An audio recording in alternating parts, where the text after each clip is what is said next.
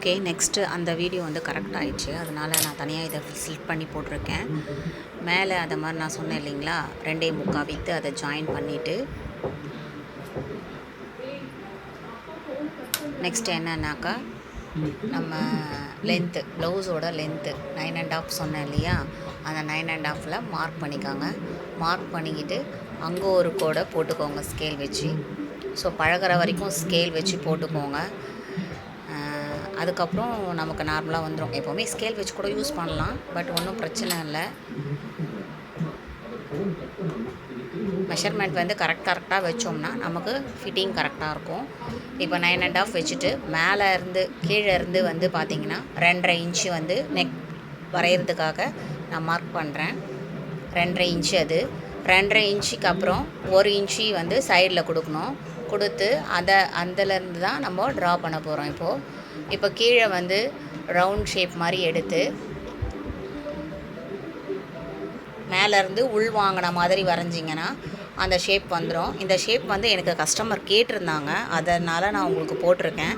Next வீடியோவில் வந்து normal blouse வந்து கட்டிங் போடலாம், ஸ்டிச்சிங்கும் போடலான்னு இருக்கேன். நீங்கள் என்னுடைய சேனலில் சொன்னதுனால சப்ஸ்கிரைப் பண்ணவங்க எல்லாேருக்கும் ரொம்ப தேங்க்ஸ்.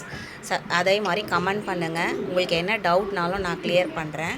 ஏன்னா எனக்கு தெரிஞ்சதை நான் 4 பேருக்கு சொல்லணுன்றது ஒரு ஆசையில் தான் நான் வீடியோ அப்லோட் போட்டுட்ருக்கேன். நெக்ஸ்ட்டு ட்ரா பண்ணிவிட்டு நெக்ஸ்ட்டு அதை சுற்றி 1 இன்ச்சுக்கு நம்ம வரைஞ்சிக்கணும். அதே மாதிரி வரைஞ்சிட்டு அந்த உள்ளே வரைஞ்ச பீஸையும் வெளியில் ட்ரா பண்ணுற பீஸையும் வந்து நம்ம கட் பண்ணி எடுத்துக்க போகிறோம். சில பேருக்கு வந்து கேன்வாஸ் பேப்பர் நகர்றதுக்கு வாய்ப்பு இருக்கும். அப்படி இருக்கிறவங்க வந்து நான் இன்ட்டு போடுறேன் பார்த்தீங்களா, அந்த பார்ட்டெல்லாம் நம்ம கட் பண்ணணும். சில பேருக்கு வந்து ட்ரா பண்ணுறப்போ கட் பண்ணுறச்ச நகர்றதுக்கு வாய்ப்பு இருக்குது கேன்வாஸ் பேப்பர். அப்போ என்ன பண்ணணும்னா நம்ம குண்டூசி குத்தி வச்சுக்கலாம். நான் உங்களுக்கு அதை காட்டுறதுக்காக தான் குண்டூசி வந்து நான் மறந்துட்டேன், அதனால் மறுபடியும் குண்டூசி நான் குத்துறேன் பாருங்கள். அந்த மாதிரி குத்திட்டு நம்ம கட் பண்ணோம்னாக்கா நமக்கு அது நகராமல் இருக்கும். அதனால தான் நான் அந்த மாதிரி குத்திருக்கேன். நீங்கள் ஒவ்வொரு வாட்டி நீங்கள் பண்ணுறப்போ நீங்கள் குண்டூசி யூஸ் பண்ணிக்கலாம், ஒன்றும் பிரச்சனை இல்லை. நல்லா கற்றுக்கிட்டதுக்கப்புறம் கூட குண்டூசி வச்சு யூஸ் பண்ணிக்கலாம், ஏன்னா மெயினாக நகராது. இப்போது உள்ளே இருக்கிற இதை வந்து கட் பண்ணியாச்சு. அவுட்டரில் இருக்கிற கேன்வாஸ் பேப்பரையும் நம்ம வெட்டி எடுத்துக்கலாம்.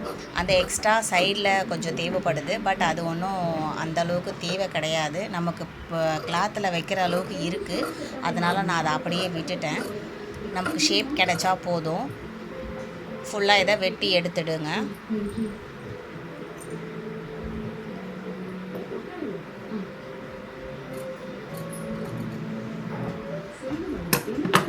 வெட்டி எடுத்துடுங்க. நெக்ஸ்ட்டு வீடியோவில் வந்து இதை நான் வந்து எப்படி கிளாத்தில் வச்சு அயர்ன் பண்ணி நான் ஸ்டிச் பண்ணுறதுன்னு காமிக்கிறேன்.